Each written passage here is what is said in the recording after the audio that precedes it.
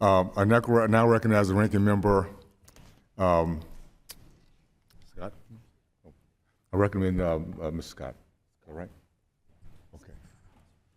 Thank you, Mr. Chairman. Thank the ranking member.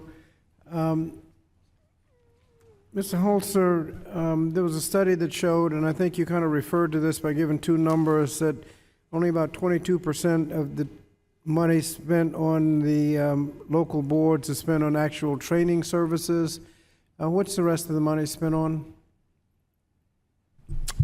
The rest of the money is spent on a range of other services offered, and of course the staff, the data needed to support those efforts. But a lot of other money is spent on core services, intensive services at one-stop shops. The evidence, the rigorous evidence suggests that those are effective, very cost-effective investments, and we should be making more of them. The whole pot needs to be bigger so that this effective investment isn't competing with this one.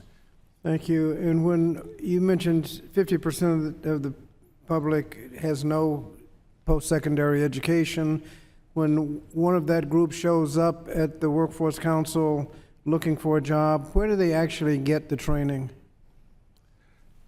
Well, ideally they go to the one-stop, the American Job Centers we now call them, and ideally they get some guidance as to where they can get training. And they'll be referred to somebody on the eligible training list? That's correct. And you mentioned the typical costs of $1,000 to $10,000? On average, they're a little over $2,000, and unfortunately that is just vastly less money than is often needed for a really good training program. Again, compared to Pell Grants, they're much smaller. The cost of the programs then is up to $10,000, I think you mentioned. I don't think I mentioned that number. Oh, the very best sector-based programs, Perscolis, Project Quest, Year Up, which have very good relationships with private employers, the very best programs do cost about $10,000 a year. Okay, that's correct. Now, we've all seen studies that show that a lot of families can't come up with a couple of $100s. How do people without a job, looking for a job, come up with the costs of these training programs? It's very difficult. It's very difficult for them to do so. The amount of money, again, in these ITAs is too small. Now, if these folks are eligible for a Pell Grant, then that provides almost $7,000 a year. That's good money, but remember, currently there's great restrictions on that. On Pell Grants, it has to be a relatively long certificate program. It has to be 4 credit, and that's why passing some version of short-term Pell is important with the appropriate guardrails. And I think you have really struck at the heart of the problem. How do you guarantee that if we were to pass short-term Pell, that it would only be available for quality programs?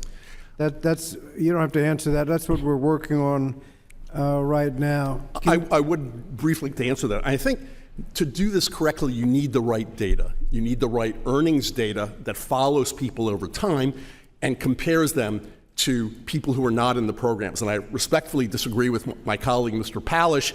I read those data completely differently than he does. You can't just look at earnings levels, you got to look at the improvements over time that those generated. If a person's starting at a very, very low earnings level and get a 10 or 20% bump up, I would consider that a successful program. So with the right data, we could do a good job of having guardrails. Can you say, you mentioned apprenticeships very briefly. Why are they such a good deal? Apprenticeships seem to be effective because they are targeted for the individual employer. They are customized in some sense. The employers are training people for exactly the skills they need. And when that fits, when the worker's needs fit with the employer's needs, that generates a good return. Having said that, we also want to make sure that the training isn't too narrow. If we're investing public money in these workers, we want to make sure that at least some of those skills are portable beyond just the individual in question. But I think apprenticeship does seem to pass that mark. I don't think the earnings gains fade out. And youth employment opportunities, particularly for disconnected youth, that's those not in school and not working, why are those investments important?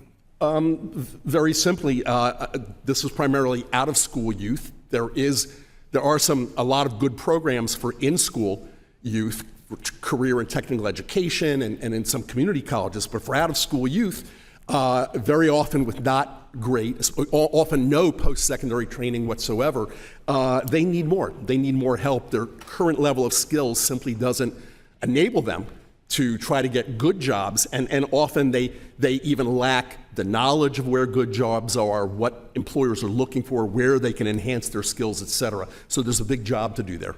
And Ms. Logan, in your testimony, we don't have time for an answer, but I'm going to pose a question to you. You suggested reforms in the eligible training provider list. Obviously, we want to separate the good from the bad. If you could provide your suggestions, that would be very helpful. Thank you, I'd be Mr. happy to do that. Thank you, Mr. Chairman. Thank you. I'd like to now recognize Mr.